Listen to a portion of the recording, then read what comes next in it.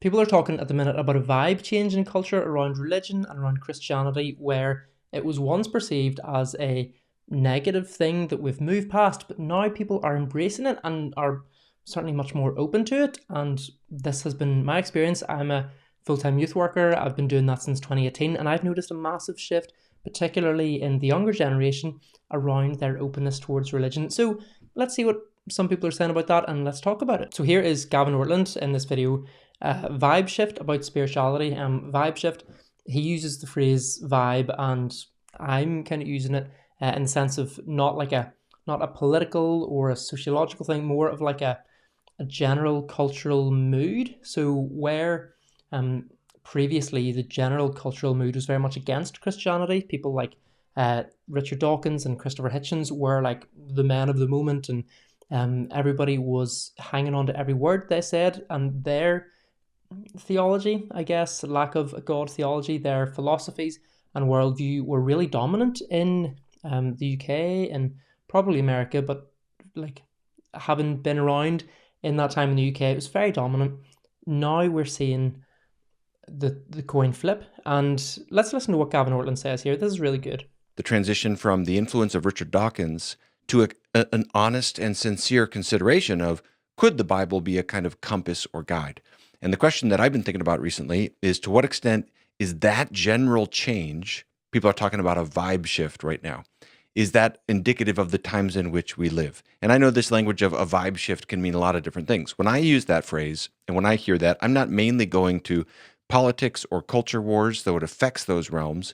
What I'm experiencing and what I'm wondering about and wanting to put out there and reflect upon is there a greater amount of spiritual openness right now, especially among the younger generation? It does seem like there's a generational dynamic here where a lot of younger people, like Gen Z, for example, seem more open. 20 years ago in 2005, it felt like there was a lot more reaction against Christianity and faith generally.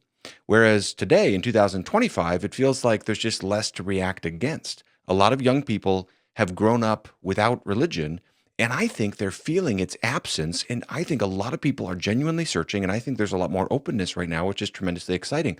I think technology is a factor here. Yeah, so that is really perceptive.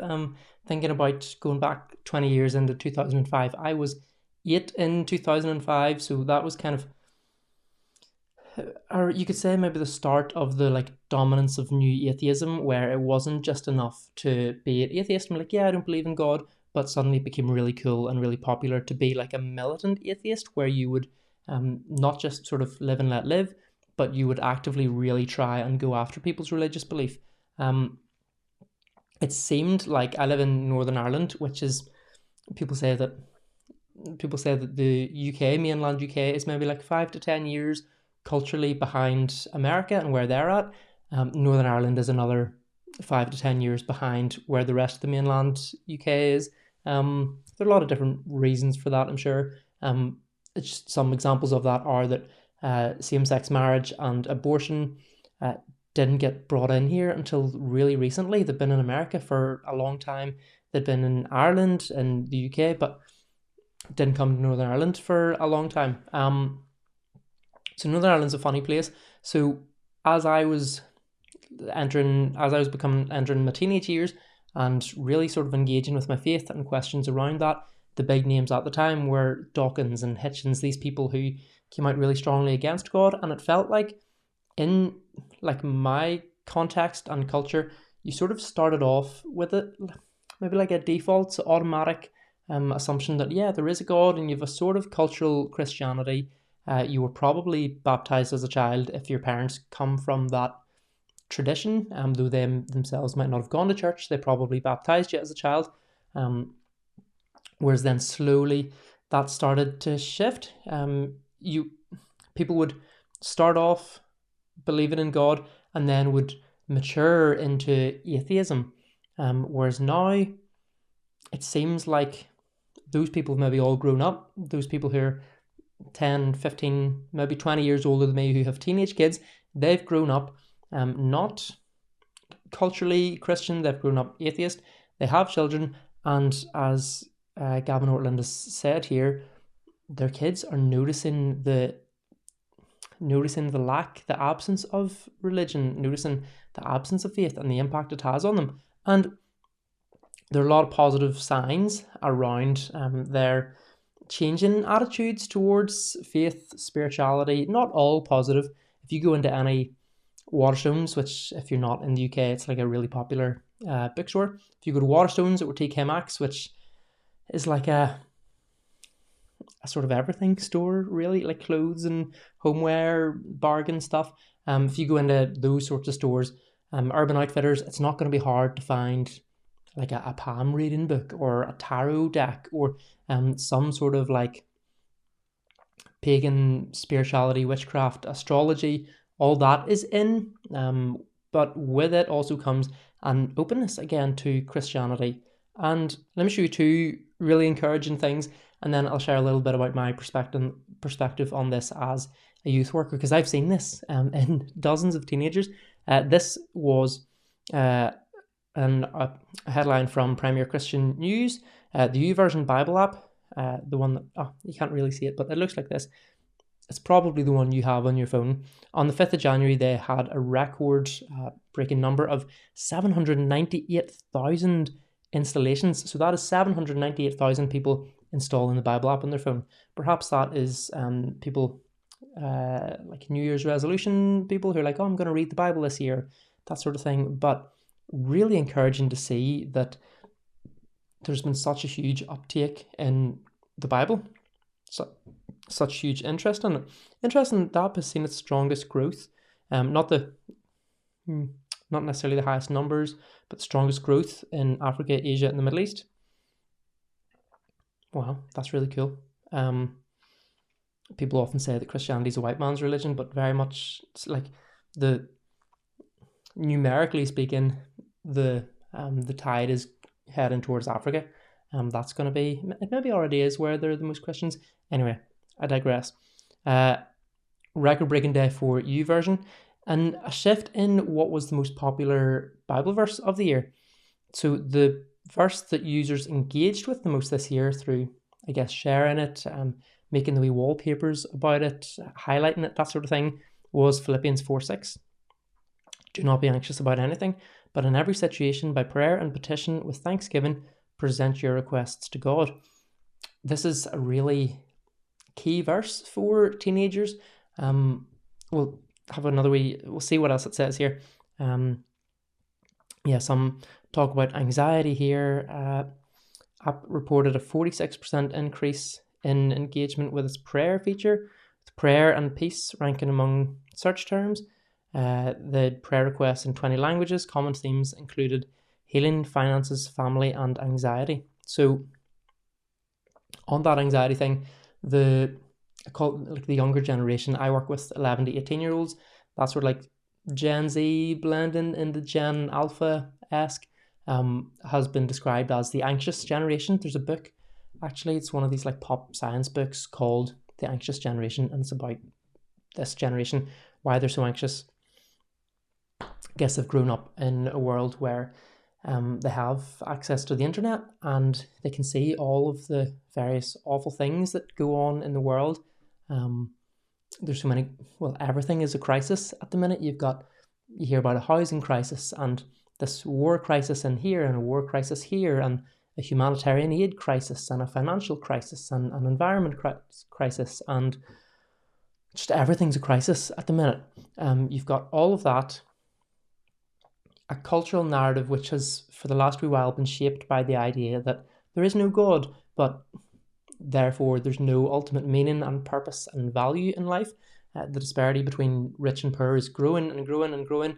And then on top of that, you've just got like general teenage stuff, worries about the future, exams, relationships, puberty, like all of this sort of thing makes that generation very anxious. But into that, the gospel has so much hope that we can say that we follow a Prince of Peace, the God who calms the storm, the God who is greater than anything and who gives you value and worth and dignity regardless of what you can do, regardless of what has been done to you, regardless of what people say about you or you say about yourself. We've got promises like Romans 8 that we're more than conquerors, that nothing can separate us from the love of God. And these are anchors for young people to really cling to in stressful and anxious times. And I saw this especially in my ministry in 2024. And I really don't want this to sound like, oh, this was all me. It really wasn't. 2024 for me was the best year of my life, also the worst year of my life. It's a funny sort of like simultaneously that was happening. I had a daughter. That's awesome. I moved house. That was so stressful and awful. Never move house. I lost someone really dear to me. So like, this was the year that emotionally and energy wise and time wise, I felt I sort of had the least to give. But it was the year where I saw the most like ministry fruit. It sort of started at the start of summer, at the end of June, the last like Friday in June, whenever everybody finishes school and summer begins. There's this Christian festival in Northern Ireland called Summer Madness, and it's phenomenal. It's been going nearly 40 years. The impact that it's had on the like faith environment, faith climate in Northern Ireland, whether people have been to it and become Christians, or been to it and become Christians for a while, maybe fallen off, or it's like encouraged people in their faith, like myself. I went to it as a Christian and continue to, but it's really good for my faith every year. Or even people who go haven't yet chosen to follow Jesus, but they first heard the gospel at Summer Madness. Incredible thing. It's like a big 5-day festival. You camp in tents, and there's a big worship set at the start of the day and the end of the day, and there are like seminars dotted throughout the day and fun activities and stuff. I really love it. And at Summer Madness this year, we saw like a response to Jesus that we'd never seen before. I've been going a long time.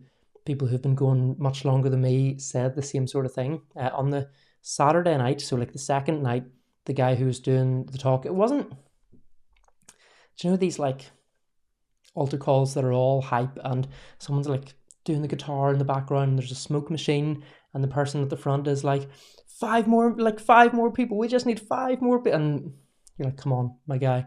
It feels a wee bit forced and drawn out. But on the Saturday night, there was a sort of altar call that really wasn't like that. It was just, the guy was like, I kind of feel like this is how God wants me to lead a response, that like if you want to choose to follow Jesus for the first time, then come to the front, we'll pray for you, we'll give you a resource, and then like go talk to your youth worker. They're really good at like, Summer Madness are good at that, at like plugging it back into a leader who can keep that going. But on that Saturday night, I think the guts of 200 people in a tent with maybe 2,000 people in it. I think about 200 people went forward to receive prayer, to follow Jesus for the first time. The next night, the Sunday night, was going to be this big evangelistic night with a big event and stuff. And people were joking like, sure, they will pack up and go home. Everybody's saved already. It was like so powerful. On the Monday then, the same speaker was preaching on Ephesians 4 and did a response where it's like, Ephesians 4 talks about like the elders and the deacons and the overseers. It's like, if you feel called in some way to some form of Christian ministry in your future, then come forward for prayer. And over 100 people did for that, 100 teenagers. There were some from our group. I was especially proud of, like, there were 3 girls who spent the whole time together at Summer Madness, really tight friends. 2 of them went up for prayer at that time and 1 didn't. And I was equally proud of the one who didn't. I said to her, like, I really respect that you didn't, but why didn't you? And she was like, oh, I just didn't really feel like I wanted to. And I was like, I totally respect that. So like, it wasn't I mean, as much as you can sort of prevent these things, there's always probably going to be a little bit of like group mentality here, herd mentality, but it felt very natural and organic and of the Spirit. So then that was like a trend that continued the whole way through my summer in 2024. Through the summer, I was off after Summer Madness for a couple of days, came back and looked at our like youth Instagram, and it was just flooded with young people studying the Bible together, meeting up in like Starbucks and studying Colossians, or going to the park and reading the book of James, and they'd have their notebooks and their highlighters, and big like groups of them, but not just like one friendship group, like there'd be this group and that group and those people and those few people. I got a message from a guy who had been to our youth group maybe like 4 or 5 times before the summer. He messaged, was like, I've been meeting up with this person. We've been studying the Bible together, but I've just been using the YouVersion Bible app. Do you have a Bible I could have? And I was like, yeah, absolutely. Come on in, we'll give you a Bible. That happened all the way through summer. We ran a holiday Bible club, and in the like sessions, the free time in between, the kids being there in the morning and in the evening, people were like, "Yo, can we go down to the room at the back and do a Bible study?" I was like, "Yes, like absolutely, go for it." At our youth week, similar thing would be running like a quiz night or a game show night in the evening, and there'd be people like, "Oh, do you mind if we don't come in for the game show and pray and study the Bible in the prayer tent?" And I was like, "Yep, like go on ahead." And they were actually doing it. It wasn't like they just wanted to, I don't know, hang out and talk about who they fancied. They actually were studying the Bible and praying. It was really, really dope. We gave out like 6 or 7 Bibles that week to young people. There were maybe like, I think there were like 70 or 80 people there. We gave out 6 or 7 Bibles. Off the back of that, maybe like 7 or 8 people have started coming to our church. A few have probably started going to various other churches, and it wasn't just like I really don't want it to sound like this was a me thing, because I said like this was the year that I had the least to give. And these were young people who, some were very involved with us, but some like equally involved with like a different, the Elam Church or the Presbyterian Church or this like parachurch organization. They were away and doing lots of different things and plugging in with us a little bit and plugging in with them. And it was just really exciting to see in our area like the Spirit really move. And then whenever I met up with like a load of, there were like youth worker gatherings post summer, everybody was saying the same story. Like all of these young people are just so hungry for the word, and they're so hungry to learn about Jesus and follow him. And I think, as Gavin Ortland said, it's because they've had that lack, that void, and then they see what Christianity has to offer, and they're like, yo, that seems to like solve all of my problems. And this is what Tim Keller would have talked about, where the gospel is good news for everybody. This idea that Jesus lived the perfect life that you couldn't live and I couldn't live, and then he died a sacrificial death in our place so that he would take our problems onto himself. He would give us his righteousness. Keller says that's good news for everybody. And whatever your issue, your problem, your worry or stress is, whatever the pain point, he would have called it, whatever that is for you, the gospel can address it and heal it. And so you got to like find what it is for people. If someone's lonely, be like, look, you get to become part of Christ's family, the global church, and whatever it is, the gospel solves the problem.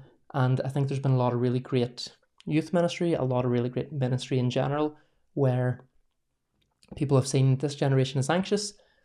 Let's speak into that. Let's speak to them that they are valuable, that they are made for more. Shout out to them. There's a really great organisation based in Northern Ireland.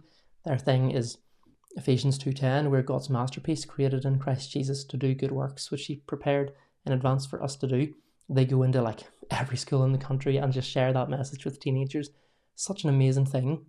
The Lord is really moving, I think. We're seeing that not even just in Northern Ireland or the UK or America, but like across Europe, sort of across the world. Yeah, it's an exciting time to be alive. As a youth leader, pastor, minister, worker, whatever you want to call my job, youth worker is the official title. Obviously, I'm going to say get plugged in with like youth ministry, whether that is volunteering yourself or praying or just whatever it is. Lean into what God is doing here, because it's a really exciting time.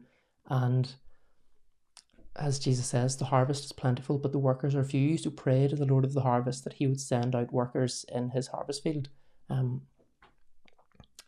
Pray and then go out into the field yourself. So yeah, nice to be talking about some good news for once.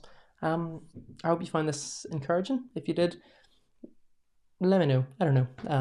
Yeah, it'd be nice to hear from you. But like, thanks for being here. as ever, and I will see you soon. God bless.